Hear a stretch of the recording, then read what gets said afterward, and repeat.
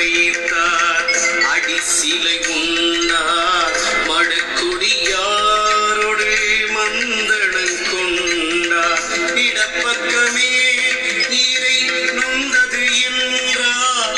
கிடக்க படுத்தார் கிடந்தொழிந்தாரே. பொருள்: புதியதாக திருமணம் செய்த மாப்பிள்ளைக்கு அறுசுவையோடு உணவு சமைத்து வைத்தார்கள். மாப்பிள்ளையும் அனைத்து உணவையும் நன்றாக சுவைத்தது உண்டான். கொடி போன்ற இடை கொண்ட இளம் மனைவியுடன் சுகமாக குழாவினான். இடது பக்கம் சிறிது வலிக்கின்றது என்றான்.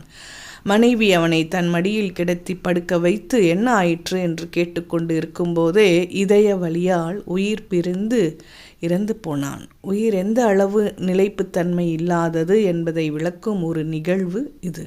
இதை உணர்ந்து என்றும் நிலைத்திருக்கும் இறைவனையே போற்றுவோம்.